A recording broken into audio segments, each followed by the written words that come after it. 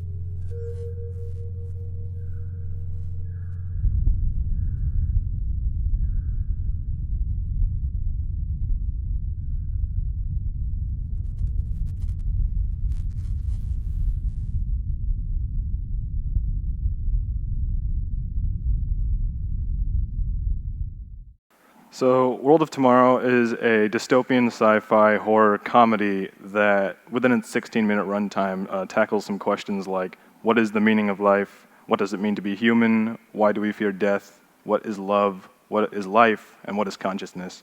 Our protagonist is Emily, or as the movie calls her, Emily Prime. She's a 4-year-old girl who just sort of finds a futuristic control panel and inadvertently contacts the adult version of herself from 227 years into the future, who gives her the following message. Hello, Emily. One day, when you are old enough, you will be impregnated with a perfect clone of yourself. You will later upload all of your memories into this healthy new body. One day, long after that, you will repeat this process all over again. Through this cloning process, Emily, you will hope to live forever. I am a third-generation Emily, contacting you from 227 years into the future. So she goes on to describe the future and the various ways in which humanity has found ways to extend human lifespan, including fully digitizing the human brain and uploading it on the internet, or peeling the skin off of a dead person and then putting it over a robot. And then she uses time travel to bring Emily, the little Emily, into the future, to this place called the Outer Net, which is a sort of a digital realm where most of the people in the future spend their free time. Look, I drew a triangle. I drew a snake boy. But someday you have to not make a snake boy, because yesterday I didn't see any snake boys, but you made one. Yes. Can I do the other but go down round things? I have no idea what you're talking about. Wiggle, wiggle, wiggle. Okay. I have many memories that I would like to share with you now, Emily. We can go visit them together, like seeing pictures in a book. Please follow me into the window. Circle.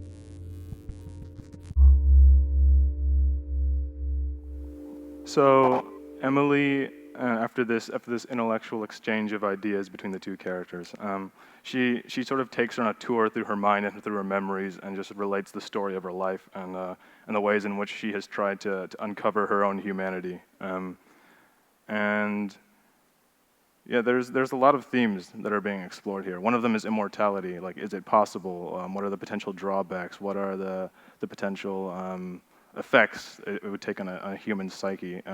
We know that from observation, we can see that there's some degree of mental deterioration on the characters. The more a character clones himself and the more a character expands their lifespan, the more they begin to sort of lose an idea of who they are.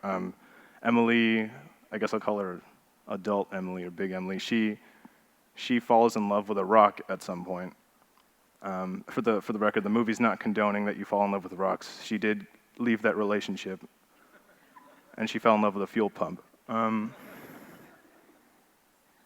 Another concept this movie tackles is memories. How important is memory? Are we composed of our memories? The suggestion here is that we are our memories. I think Don Hertzfeldt himself said in a quote, "When we say we want to live forever, what we really mean is we want to take our memories with us. We don't want to lose those experiences because those memories make us who we are." And this is our sort of default assumption going into it, that when you upload when you put your memories into a new body, that person is now you. But that's not necessarily the case. In fact, it almost seems as if the two Emilys are completely separate characters. The older Emily, she's clearly like emotionally dysfunctional and doesn't understand herself or how emotions work. So that's another question it raises. Interconnectivity is another thing. In our world, we have social media now. Where the world is more connected than it's ever been, and yet people are also so distant from each other. And here, that's kind of taken up to 11, where everyone's mind is now on the same sort of everyone's brain is in the internet for the most part, and yet they're completely separated from each other. They don't understand each other at all. They even have the ability to look inside each other's minds and look at their memories, and there's still a lack of understanding about each other and themselves even. But maybe the most striking thing about the movie is how optimistic or how nonchalant it is about its own bleak message. It's there are some pretty terrifying concepts in it. They're not presented maybe in a terrifying way, but when you think about it more and more, they're unpleasant to think about. Like the idea of people spending their eternity inside a sort of just digital realm where they're only a essence. They only know that they exist, but they have no agency. They have no acting power, and that's just one of many ideas or many things. Again, Don Hertzfeldt in one of his interviews talked about how his love of science fiction and his longing for the days when science fiction was about exploring, and how a lot of it had like a sort of a horrific implication, because there are things like getting lost in black holes, being stranded in time, losing perception of yourself, and yet all these risks came sort of just in the spirit of progress and wanting to discover new things. In order to really understand the message or the takeaway from the movie, we kind of have to talk about Don Hertzfeldt himself. He is a very prolific animator. He directed Rejected, Meaning of Life, It's a Beautiful Day, and that one time he directed part of a Simpsons episode and made everyone turn the TV off. And he's known for his very specific style of black comedy. For him, the idea of tragedy and comedy, they're almost inseparable. It's like the central running theme throughout all his movies is that life is a cruel joke, and that humanity is powerless against anything bad that might happen. He often commits wanton, senseless violence against his own characters just to remind us that they have no power to stop it. And here, we're seeing that on an apocalyptic scale. The adult Emily is very clear to the audience and to the little Emily that humanity will eventually end, and that they will all die out, and that there's nothing they can do about it, and that there's no way to twist this into a good thing. It's a terrible thing, and there's no way to stop it. She doesn't mince her words about it. And she talks to little Emily because she wants to retrieve a specific memory. She wants to relive those and wants to recapture something that she had as a child. And one of her quotes is, "That is the thing about the present. You do not appreciate it until it is the past."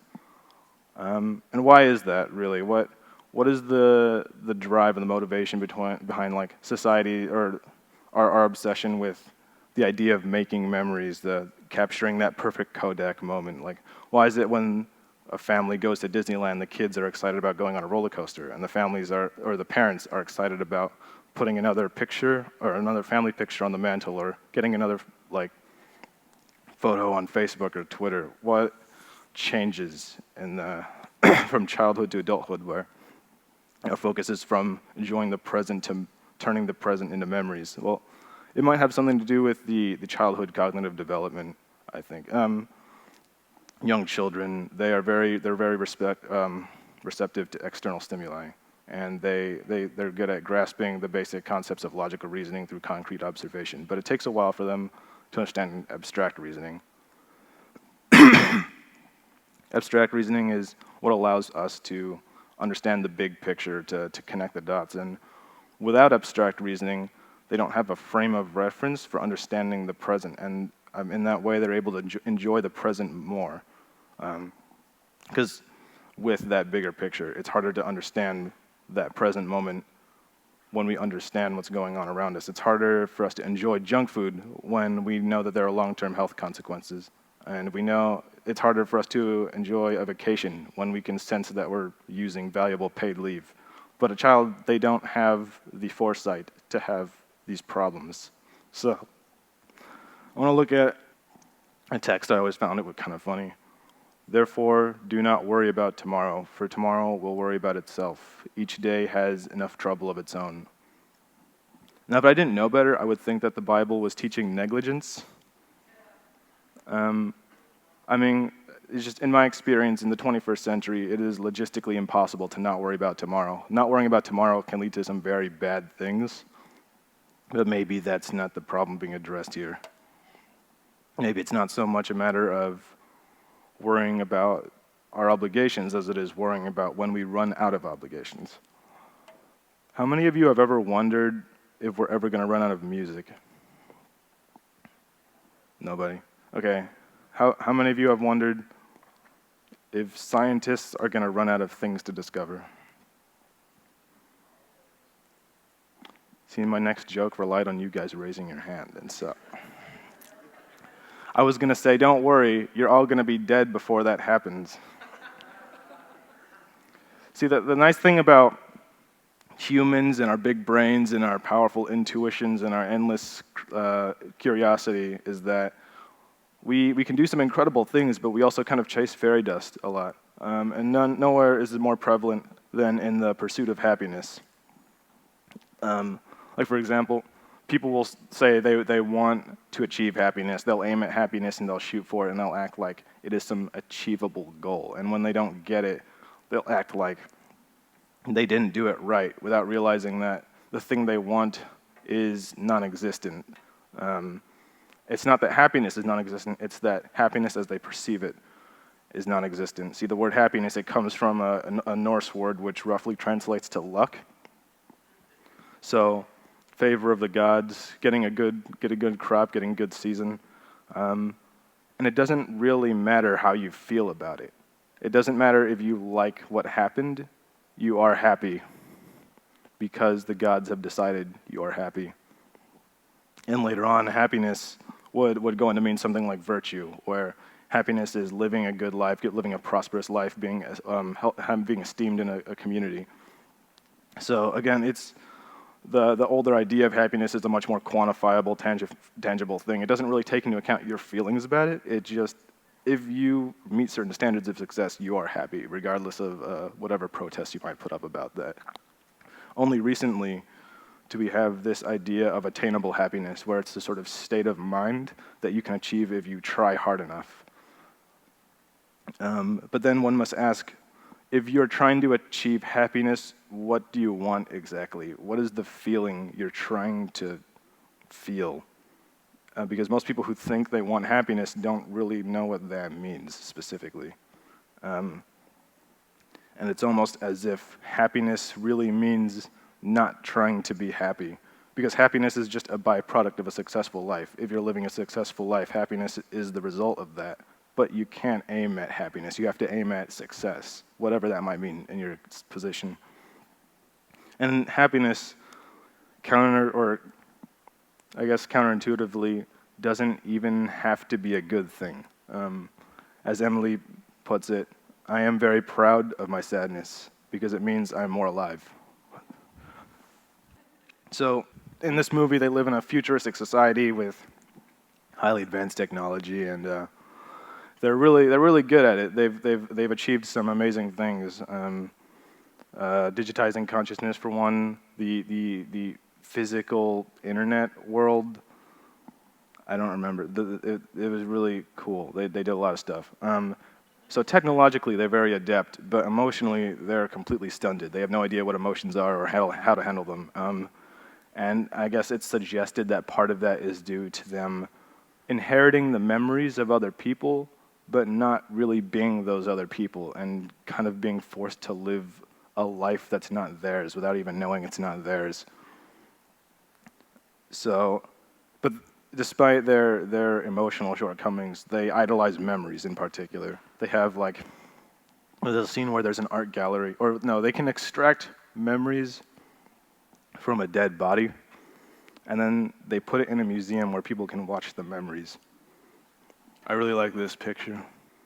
That's a guy who's using a device that allows him to remember things. He's remembering himself, remembering himself, remembering himself, and it's just kind of depressing, and it's just a perfect representation of their world and ours to some extent. We watch videos of people watching videos now. In contrast to this guy, we have our protagonist again, Emily Prime, and the thing that's great about her character is she is constantly in the present. In response to all the things adult Emily is saying, all this mind-blowing information she's imparting on her, the little Emily doesn't understand any of it. It's clear that the two characters are getting very little information from each other, but little Emily responds with stuff like, "I had lunch today," or "Do you like my cars?" Or I like this one part where she sees something out in the distance and older Emily didn't see it, and she says, "You missed it, I saw it, you missed it." Funny thing about that, I was listening to it for the third or fourth time, and I began to notice something about little Emily's dialogue, and that it kind of sounds like a kid just sort of rambling as they're drawing or playing with toys or something like that. And so I looked it up, and it turns out I was right. He tried to get his 4-year-old niece voices the character, and he tried to get her to read lines, but he found out you can't really direct a 4-year-old. So he just had her say whatever she wanted, and then he recorded her for a couple weeks. He just sat down with her and drew and played with toys and just recorded what she was saying, and then he wrote the script around that to fit what she said. So I just think it's kind of interesting how the most pure time in our life, I guess, is something you can't really make up. It's like a spark that you have to capture while it's there. You can't really pretend to be a 4-year-old. So there's this, and towards the end of the movie, there's this other scene, and it's a really great scene. What's happening is a meteor is about to strike the Earth and kill everybody. And some people are trying to escape the planet by using time travel. They're actually just teleporting themselves into orbit, and then as their bodies come back to Earth, they burn on re-entry. And so the dead bodies kind of make like a meteor shower. So our two characters are watching the meteor shower, and this is their exchange. Okay, so older Emily says, "The dead bodies burn as they return to Earth and now light up our sky." And little Emily says, "What's up in the sky?" And older Emily says, "Dead bodies." And younger Emily says, "Look, another one." And older Emily says, "Yes, it's very pretty." And younger Emily says, "Are they okay?" And older Emily says, "No, they're all dead." And little Emily responds by counting them. And she gleefully counts them as older Emily recounts the tragedy. And it's a great scene because even in the midst of our ultimate demise, little Emily is finding meaning in counting dead bodies as they fall back to Earth. She does not need a reason to enjoy something. There's no ulterior motive. There's no end goal. There's no meaning to life for her. So towards the end, there's a final exchange between the two characters. It closely mimics, I guess, the sentiment of Matthew 6:34, where older Emily says, "Do not lose time on daily trivialities. Do not dwell on petty detail, for all these things melt away and drift apart within the obscure traffic of time. Live well and live broadly. You are alive and living now. Now is the envy of the dead." To which little Emily responds with her own profound comment, "Okay." Have the courage when you're confronted with difficult questions like, are you worth it? Are you valuable? Is what you're doing worth it? Is there meaning to life? To answer no, and then to live anyway.